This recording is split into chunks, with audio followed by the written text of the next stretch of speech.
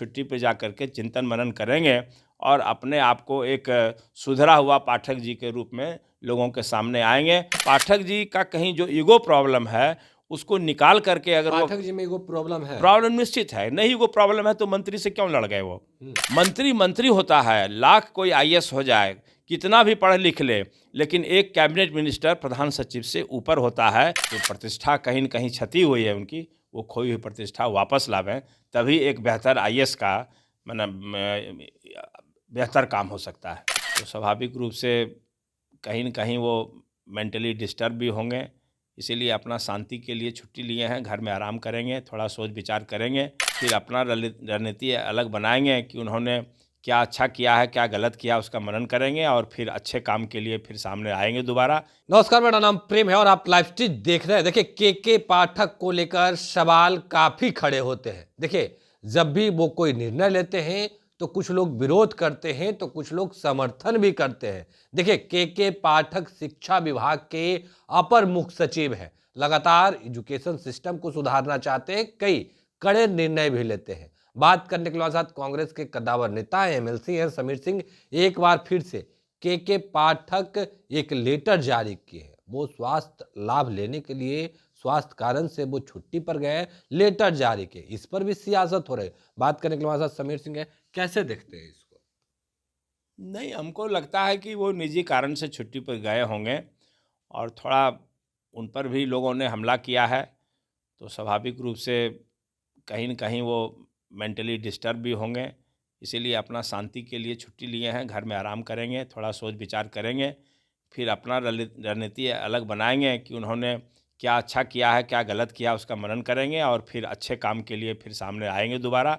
हमारी शुभकामना है कि वो ऐसा काम करें जिससे उनकी जो प्रतिष्ठा कहीं न कहीं क्षति हुई है उनकी, वो खोई हुई प्रतिष्ठा वापस लावें, तभी एक बेहतर आईएएस का मतलब बेहतर काम हो सकता है। नहीं, आपका कहना है कि के पाठक छुट्टी पर गए हैं इन तमाम चीजों से, अब जब आएंगे तो के पाठक क्या बदल जाएंगे?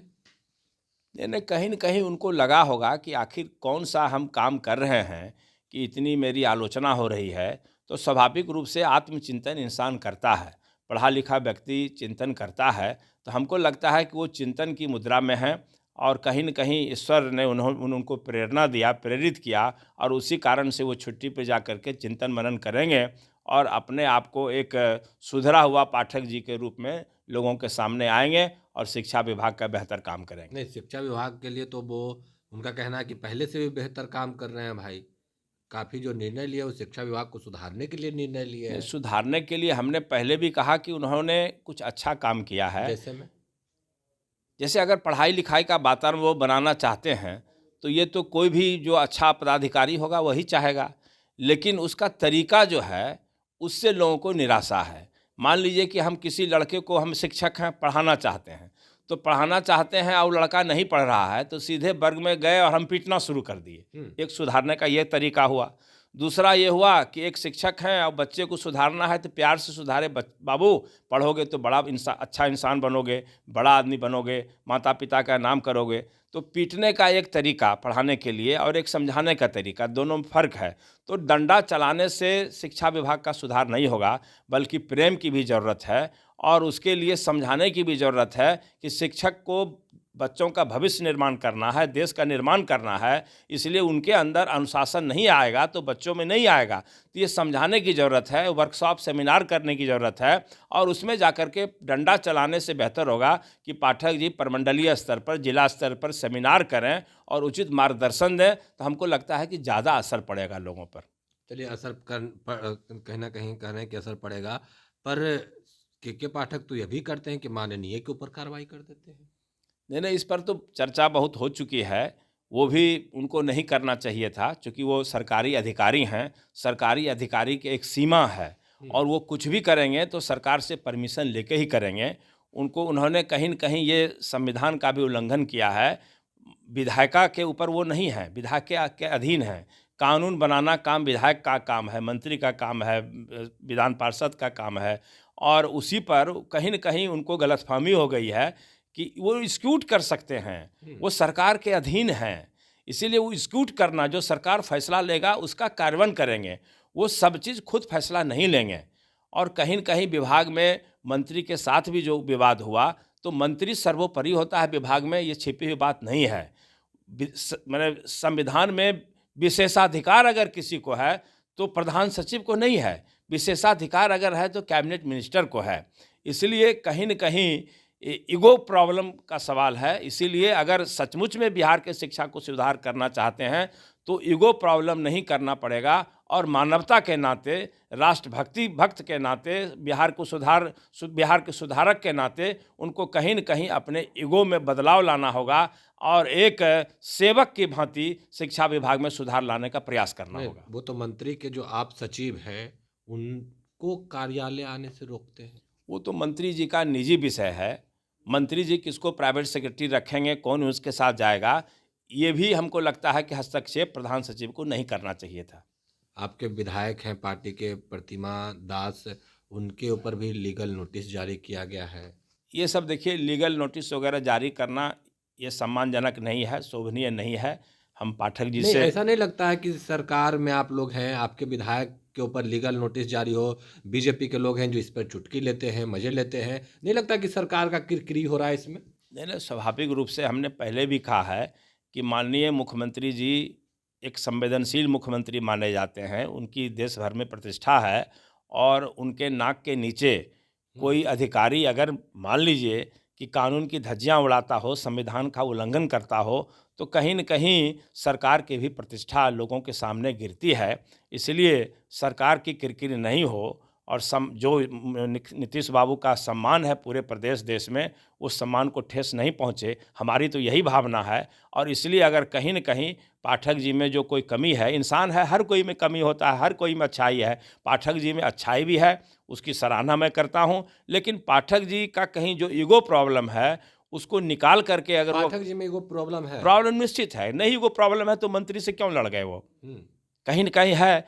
मंत्री मंत्री होता है, लाख कोई आईएएस हो जाए, कितना भी पढ़ लिख ले, लेकिन एक कैबिनेट मिनिस्टर प्रधान सचिव से ऊपर होता है। ये भारतीय संविधान को आप बदल नहीं दीजिएगा ना। मंत्री ऊपर होता है। मंत्री सबसे ऊपर होता है, उससे ऊपर मुख्यमंत्री होता है। हम्म। ये तो आप कितना भी मंत्री को आप नीचा दिखाने की कोशिश कीजिएगा, लेकिन मंत्री विभाग के अंदर सर्वशक्तिमान है। चलिए, अब जो टीचर हैं, जो के पाठक के नीचे काम करते हैं, स्कूलों में बच्चों की पढ़ाते हैं, मजबूरियां उनकी है, उनका कहना है कि जो विभाग का नियम है वो मान रहे हैं। देखिए, पाठक जी ने अगर शिक्षकों काला को बिल्ला लगाकर वो काम कर रहे हैं। शिक्षकों को पढ़ाने के लिए हिदायत की है, तो इसमें निश्चित रूप से वैसे बहुत सारे शिक्षक हैं, हजारों शिक्षक हैं बिहार में, जो स्कूल में 10 बजे के बाद जाते थे, खेत में हल चलाते थे। ये भी तो एक है तथ्य, इससे हमने इनकार नहीं कर सकते हैं, क्योंकि मैं हमेशा न्यूट्रल बोलता हूँ। न मैं शिक्षक के पक्ष में बोल रहा हूँ, न पाठक जी के पक्ष में बोल रहा हूँ। पाठक जी ने अगर वैसे शिक्षकों को सुधारने की नीयत से अगर कोई नियम और आदेश जारी किया तो ये सराहना का विषय है। लेकिन उसके माध्यम से सभी शिक्षकों को अगर किसी न किसी रूप में प्रताड़ित किया जा रहा है, तो उसमें तो अच्छे भी शिक्षक हैं, बेहतर भी शिक्षक हैं। 5 बजे तक समय कर दिया गया है, इसको लेकर भी सवाल काफी खड़ा हो रहा है। आप भी स्कूल में पढ़े होंगे, कितने बजे तक पढ़ाई होती नहीं, 10 बजे से 4 बजे तक ये काफ़ी है। अब मान लीजिए कि आप शिक्षक को ये कह सकते थे कि तैयारी के लिए आधा घंटा पहले आप आ जाइए। ये हो सकता है कि बच्चे लोग 10 बजे आएंगे, आप 9:30 बजे आ जाइए, यही काफ़ी है। लेकिन अब 9 बजे से 5 बजे तक कुछ हो नहीं आइए। बच्चा स्कूल में नहीं आए तो भी आप रक्षाबंधन के दिन आइए, बच्चा नहीं भी आए तो भी आप 1 जनवरी को आइए। ये सब व्यवहारिक नहीं है। अरे साल का पहला दिन, अगर शिक्षक भी तो इंसान होता है, बच्चा में ठीक है, बच्चा में खेल कूद करना है, नया वर्ष मनाना है, तो क्या जो शिक्षक हैं उसमें युवा शिक्षक भी हैं, उनको भी लगता है कि परिवार के साथ हम साल का पहला दिन जश्न मनाएं, अपने बाल बच्चों के साथ घूमें फिरें, तो उनकी भावना को कहीं न कहीं आहत पहुंचता है। इसलिए वैसा काम नहीं करना चाहिए जिससे शिक्षकों को भी आहत पहुंचे। शिक्षक निराश होगा तो शिक्षा पर उसका बुरा असर पड़ेगा। इसलिए शिक्षक को बहुत निराश और प्रताड़ित करने की ज़रूरत नहीं है। इतना भी अनुशासन का चाबुक नहीं घुमा दीजिए कि वो जो है सो शिक्षक रिएक्शन में आ जाए, और रिएक्शन में कहीं न कहीं आ गया तब तो काला बिल्ला लगा रहा है। इसलिए हम शिक्षकों से भी कहेंगे कि आपको भी अभी धैर्य से काम लेना है, और सरकार संवेदनशील है। सरकार निश्चित रूप से माननीय मुख्यमंत्री जी के संज्ञान में है, और उन्होंने इसके लिए निर्देशित भी किया है वित्त मंत्री जी को। वित्त मंत्री जी भी बड़े अच्छे आदमी हैं, संवेदनशील हैं, इसीलिए हम ये कहेंगे कि सरकार इस विषय पर संज्ञान तो ले ही रही है, इस पर जल्दी कोई उचित फैसला करना चाहिए ताकि इस तरह का विवाद भविष्य में नहीं हो। क्योंकि शिक्षा जब जिस राज्य का समाप्त हो जाएगा उस राज्य का विकास का पहिया रुक जाएगा, इसलिए शिक्षा को अहमियत देने की ज़रूरत है। अगर कोई विवाद है शिक्षा जगत में तो उसको इमीडिएट सुधार करने की आवश्यकता है। तो चलिए, क्या कुछ कर रहे थे कांग्रेस एमएलसी, आपने सुना। फिलहाल कितना ही, बने रहे लाइव के साथ। धन्यवाद।